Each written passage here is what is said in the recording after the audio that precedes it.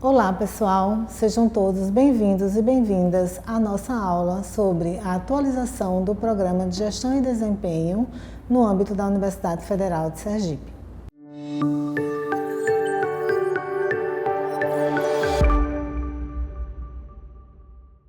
Nessa aula falaremos sobre os normativos específicos da Universidade Federal de Sergipe sobre o Programa de Gestão e Desempenho.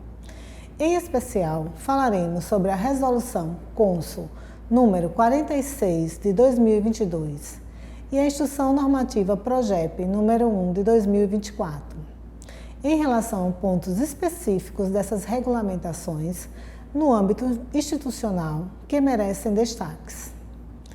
Também precisamos falar que atualmente temos a portaria do Gabinete do Reitor número 1173 de 2025, que é o normativo em vigor que autoriza o PGD no âmbito da UFES. Esta portaria veio substituir a portaria MEC número 267 de 2021, revogada pelo próprio Ministério. A partir de agora, vamos tratar um pouco sobre os principais destaques que temos nos nossos normativos regulatórios em vigor, ressaltando a importância sempre da leitura da íntegra desses normativos. Em relação às disposições gerais da Resolução 46/2022 Consul, inicialmente vale a pena destacar que as modalidades de execução previstas pela normativa da universidade são o trabalho presencial, o teletrabalho em regime integral e o teletrabalho em regime parcial. Sobre o teletrabalho, é importante observar que existem critérios específicos a serem observados para esta modalidade de trabalho que estão dispostos em todos os normativos, sejam da Administração Pública Federal, sejam os da própria universidade. Aproveito para ressaltar que, quando tratamos da modalidade teletrabalho no PGD, entra em cena como um fator muito importante a comunicação. Essa comunicação, tanto entre o gestor e seus servidores, quanto entre o servidor, o gestor e a comunidade, que são seus clientes internos e externos. Por isso, o destaque em relação a este ponto específico. Outro destaque importante quando falamos da modalidade teletrabalho estão nos normativos, tanto do Ministério, do MGI, quanto na Instrução Normativa 1/2024 PROGEP, que dispõe que os servidores só poderão executar suas atividades na modalidade teletrabalho após cumprir o primeiro ano do estágio probatório, contados da data do efetivo exercício na instituição. Outro ponto importante é que o servidor que vier não só redistribuído, mas em qualquer forma de movimentação, só poderá ingressar na modalidade teletrabalho 6 meses após o início das suas atividades. Bom, alguns outros pontos importantes a se destacar da Resolução 46/2022 Consul é que no artigo 6º destaca que as atividades que possam ser adequadamente executadas de forma remota com a utilização de recursos tecnológicos serão realizadas preferencialmente na modalidade de teletrabalho parcial ou integral.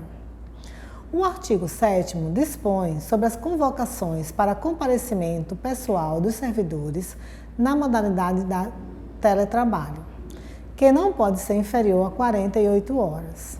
No artigo 8º, temos que falar que ele dispõe sobre a solicitação de adesão ao PGD, que deve ser feita pela chefia imediata, por meio de abertura de processo devidamente instruído, conforme citado nos normativos. Para este ponto específico, vou falar um pouquinho sobre esse processo de adesão. O artigo 8º, que dispõe sobre a solicitação de adesão ao PGD, define como encaminhamentos: primeiro, que a chefia imediata encaminhe o processo à unidade PAI para apreciação e deliberação. Ressaltamos que o artigo 3º da Instrução Normativa 1/2024 PROGEP dispõe sobre a documentação mínima obrigatória para instruir este processo. Além disso, tem mais artigos da instrução normativa também dispõe que a chefia imediata deve demonstrar fundamentalmente em sua adesão. De que maneira a adesão dos servidores ao PGD não causará diminuição ou prejuízo ao atendimento ao público e quais providências são adotadas concretamente para se garantir o funcionamento da unidade no seu horário regular. Segundo, quais os sistemas que serão utilizados pelos servidores que aderirem ao PGD na modalidade de teletrabalho no desempenho de suas atividades.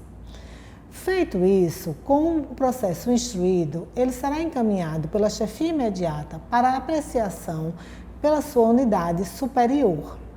A unidade superior, ao receber o processo, deve também analisar e verificar alguns pontos que também vêm especificados na instrução normativa da PROGEP. Primeiro, se os servidores que estão solicitando a adesão não se encontram em regime de jornada flexibilizada.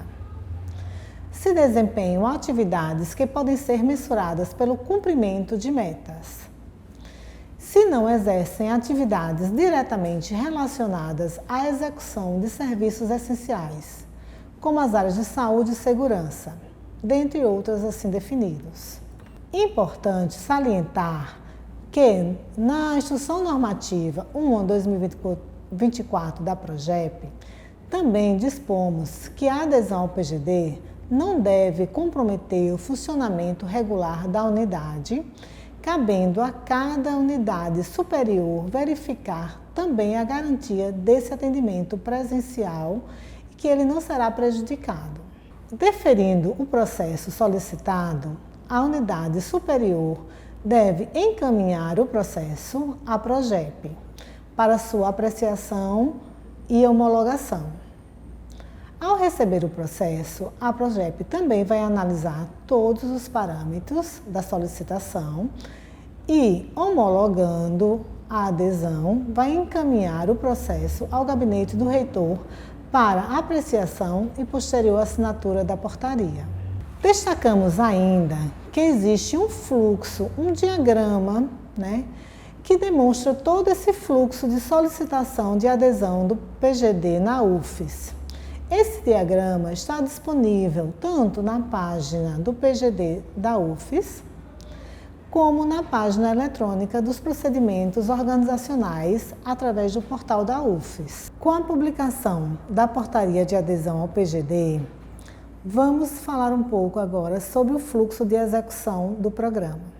Na Instrução Normativa 1/2024 da PROGEP, temos algumas especificações sobre isso. Então, publicada a portaria de adesão ao PGD, cabe à chefia imediata, então, proceder ao cadastro do plano gerencial da unidade no sistema Polari, informando principalmente os processos e as atividades típicas da sua unidade. Depois, na sequência, após a inclusão do plano gerencial devidamente homologado, o servidor que estará em PGD deverá cadastrar seu plano individual no sistema Polari, conforme definido com sua chefia imediata, baseado nos normativos e também na documentação de adesão homologados no processo. Ressaltamos aqui a importância que tem a chefia imediata de acompanhar no sistema Polari todas as entregas realizadas pelos seus servidores e a responsabilidade de homologar e avaliar as entregas até o final de cada mês ou conforme prazo estabelecido em normativos pela PROGEP. Outro passo importante que a chefia imediata deve seguir é realizar a homologação da frequência no SIG-RH no prazo ordinário estabelecido pelos normativos da PROGEP, passando a incluir a ocorrência Programa de Gestão e Desempenho para os servidores que tenham aderido ao programa. Esperamos que os conteúdos apresentados tenham sido úteis no esclarecimento das principais dúvidas sobre o Programa de Gestão e Desempenho no âmbito da Universidade Federal de Sergipe. Reiteramos que os destaques e explicações trazidos nessa aula não substituem a leitura atenta dos normativos institucionais na íntegra. Todos os nossos normativos estão disponibilizados na página pgd.ufes.br e assim como estamos à disposição para tirar quaisquer dúvidas. Desejamos a todos e todas uma excelente leitura e muito obrigada.